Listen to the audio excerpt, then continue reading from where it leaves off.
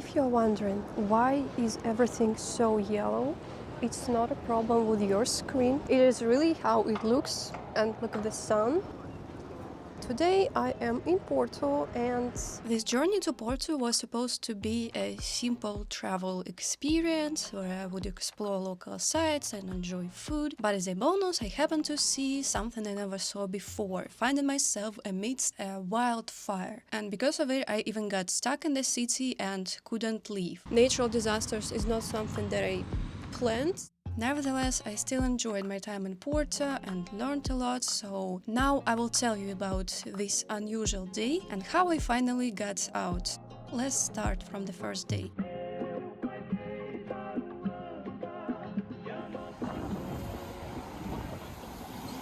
Yesterday was my last day in Lisbon. I was supposed to take a train and I bought a ticket for it like 1 month in advance, and I was late for this train. So I opened the Flixbus website and I didn't expect this, but there were a lot of rides almost every 20 minutes. Also the fact that the bus departed just from the same railway station and it was so convenient. I just bought the ticket and embarked on the bus. So I came to Porto. I checked into this guest house. It looks very authentic. And what is this? And also here I have to fill out the information about the guest. Here I'm supposed to put money, and for me, because I'm just one person, the city tax will be 4 euros. And here's how it looks.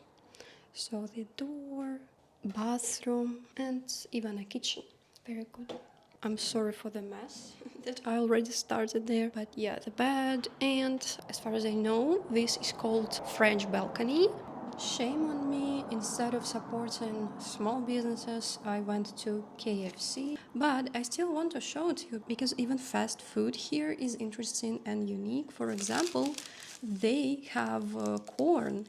It has 2 sticks. For some reason. I'm so excited. I wanted to eat it for a long time. It's very sweet. And I took a regular chicken twister or something. Also, here it says in Portuguese, obviously, hambúrgueres. Hambúrgueres da KFC, tu escolhes? And now it's time to go out and explore the city. I expected it to be vibrant and colorful like on this postcard, but instead it was gloomy and plain like on this one.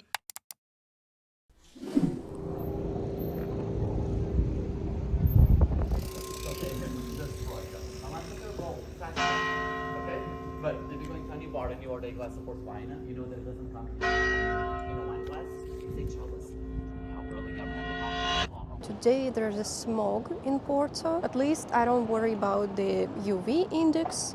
Anyway, yeah, I went on a walking tour and it turned out that the reason of the smoke is some forest fires. And as we were walking on our tour, the guide was struggling to talk because of the ashes. Even now I see the ashes flying around. Wow.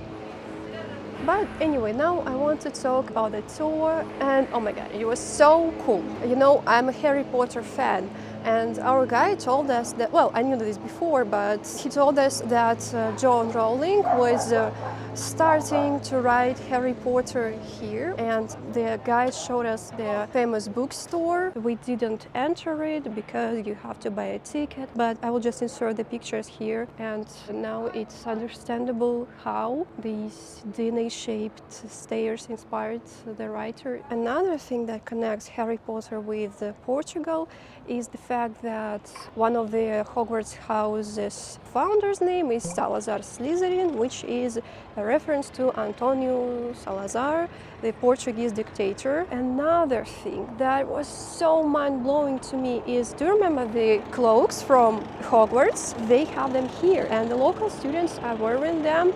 It plays a role in the initiation, and it's like entering a sorority or fraternity, something like this. And I saw a person wearing this gown here.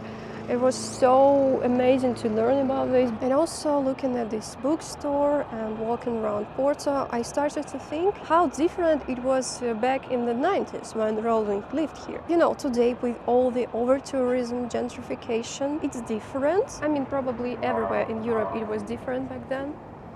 But yeah, this is how the wizarding world of Harry Potter appeared. And I think that today's yellow skies are part of the magic as well.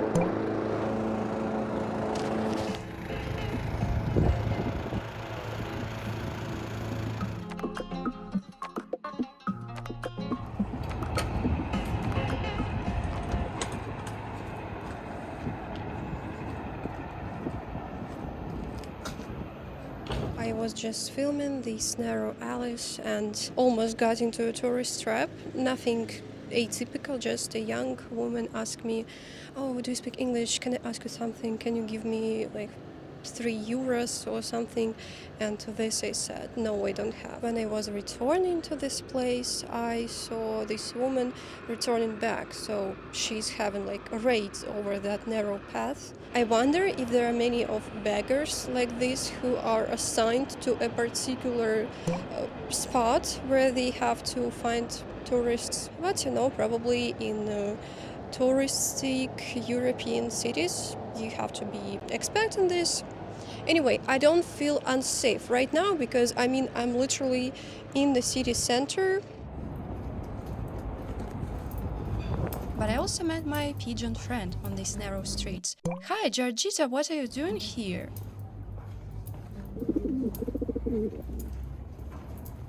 She introduced me to her friends, we walked around the city together, and these big birds told me a lot of interesting facts. These are the famous Portuguese tiles called azulejo, and you can find them everywhere, even on residential houses, even on such narrow surfaces, and they are so beautiful. So these tiles were inspired by the Moors, the Muslim population that conquered the Iberian Peninsula in the 700s AD. Since, according to the Islamic teachings, it is prohibited to depict living creatures in the art, these tiles have such unique patterns.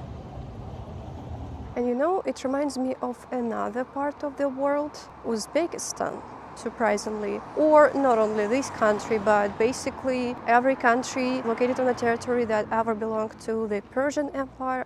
In Georgia, in Armenia, you can find mosques with the same intricate, difficult patterns. And it's the same reason, because they could not depict faces and living creatures. There's even a board game named after these tiles, and it's called Azul. It is a game where you have to collect the tiles and create a pattern. And funny enough, it is one of the few games that are allowed in the Russian prisons. If you want to transfer something to a person in a Russian prison, usually it's clothes or food. You can also give some board games, for example, but it's not allowed to have card games in the prisons. And it's not only about gambling games, it's also about any game that has cards. For example, even Dixit, which is not related to gambling at all, it is about associations and pictures, and they allow only game with plastic items such as backgammon, checkers, chess, dominoes. Honestly, it would be so boring for me if I was in prison in Russia and I couldn't play Dixit or Arkham Terror, and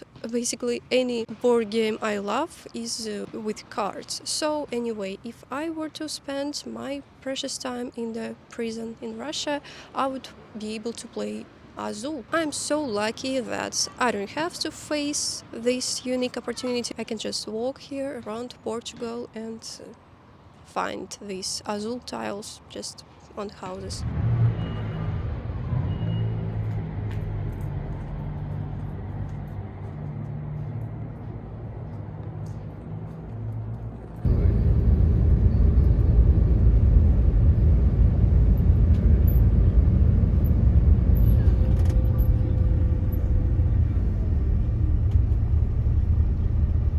This country doesn't let me go. Today I was supposed to leave Portugal and take a bus to Spain, Madrid, but due to the wildfires, it was cancelled. I mean, all the roads are blocked, and I returned back to Porto.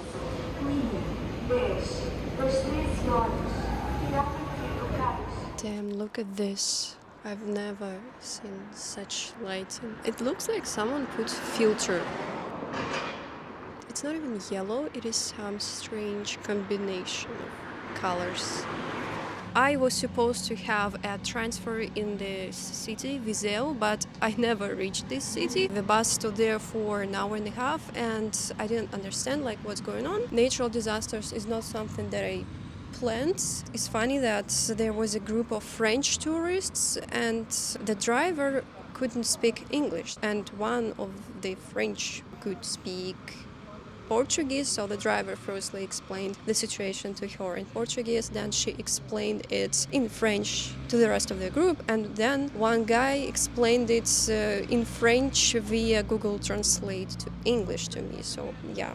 I love it. Honestly, I didn't feel stressed or scared, even though probably I should, but I mean, as long as I have food, water, money for the plan B, to buy some tickets, I'm good. I would start worrying if there were no other options. And unfortunately, I'm losing some money because I was supposed to check in into my hotel in Madrid today, but I'm going to come there tomorrow. So yeah, regarding the backup plan. When I learned that our bus is going back to Porto, I started to think what I'm doing next. Should I go to the south to literally run from this fire and I can take a fast speed train from Porto to Lisbon, and from Lisbon I will take a Flixbus that is most likely to not be cancelled because again the fires concentrate mostly in Porto. Here's how it looks on Google Maps. I was supposed to go to Madrid from Porto, but as you can see, this area has the most fires and I was lucky to be right in the center here. Even if I was departing from Lisbon to Madrid, for example, you see there is no fires, only here and okay here, but yeah. So we never reached this town, Viseu, because we stopped here in Aveiro, stood there for 1 hour and a half, and after that we returned to Porto. What is more, I found this website and here the picture looks scarier. Maybe it's the color of the fires. Yeah, you see, it's even more. Guess where I am? Luckily enough, when we returned to Porto, the Flixbus workers met us and they said that I can go to Madrid still today. I asked them, is it for sure? And the guy said, yes, this is for sure. So today at 10 p.m., yes, I'm going to spend a night on the bus. I'm so excited about it. I still don't know whether I'm going to make it through the night. If this bus will not be cancelled, maybe it will. We'll see. I also feel the smell of ash in the air, and honestly it's not unfamiliar for me. I used to feel this smell every year in Spask, every autumn when people started heating their furnaces with wood and coal. It really feels like home, but what I'm not used to is this unusual color.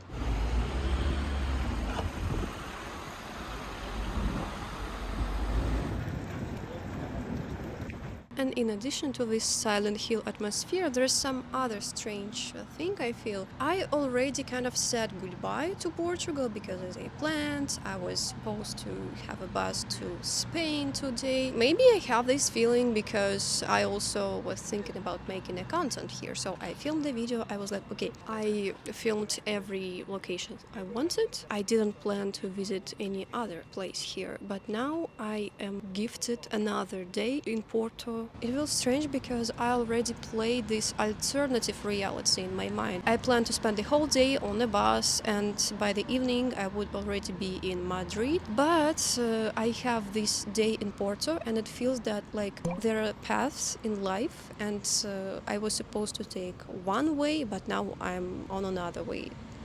I decided to go to a cafe to film this part of the video in some square. And then I will go to another cafe and somehow wait until 10 p.m. I I had already checked out of the guest house, so I had nowhere to go, and all I had left to do was roam around the city with my suitcase. Unemployed, hungry, dirty, sad. I wandered around the streets for so long that I even started to settle in there. I found a mattress and even started thinking about hunting game and becoming a freegan, just like they predicted for me on the Russian TV. Впрочем, этим людям, похоже, возвращается то, чем они поливали Россию, когда стояли на КПП Верхний Ларс с чувством своей якобы значимости. Но доля релоканта оказалась просто горой протухших объедков на свалке. But seriously speaking, this extra time helped me to understand Porto more. I went to a local restaurant, tried Portuguese dishes, and by the way, the price was quite cheap compared to other European countries I visited. On the news they talked about the wildfires and how serious it was, even several people died, and one of the customers was loudly commenting on what's going on.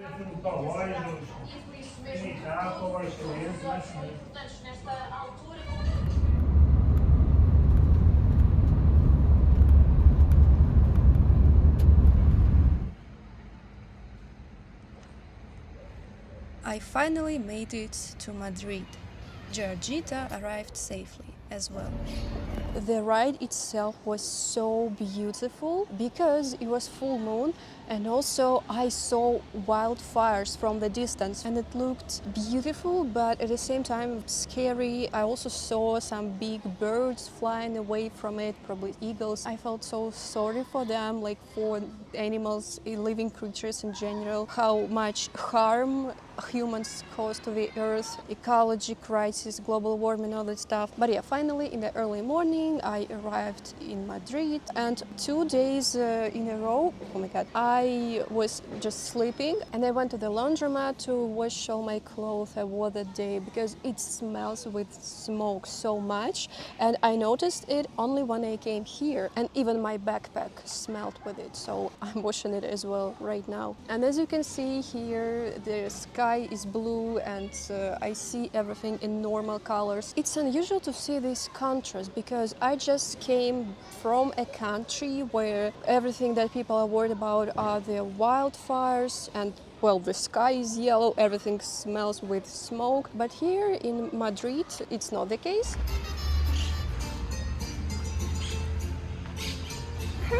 Why is it so funny?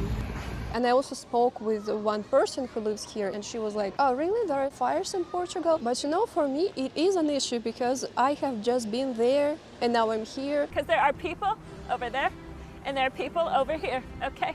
And we want... Democrats, they say the price is right, but it's very wrong. And we're getting rid of prices. And this 8-hour ride by my Russian Far Eastern measures is not that far, so I consider these cities, Porto and Madrid, to be really close, but apparently for people here it's a different story, it's another country, obviously. I started thinking how people experienced this in ancient times. When people experienced natural disasters like this, they thought that it's related to the god, and the god is angry, something like that. I was stopped by a timer that says that I have to go to pick up my laundry. So yes, this is the end of my video. I will remember this day. Anyway, write in the comments what this footage made you feel. Have you ever experienced something like this? I hope not. Like this video, subscribe to my channel, or you can support my channel by becoming my YouTube sponsor, or you can support me on Patreon. Thank you very much and goodbye.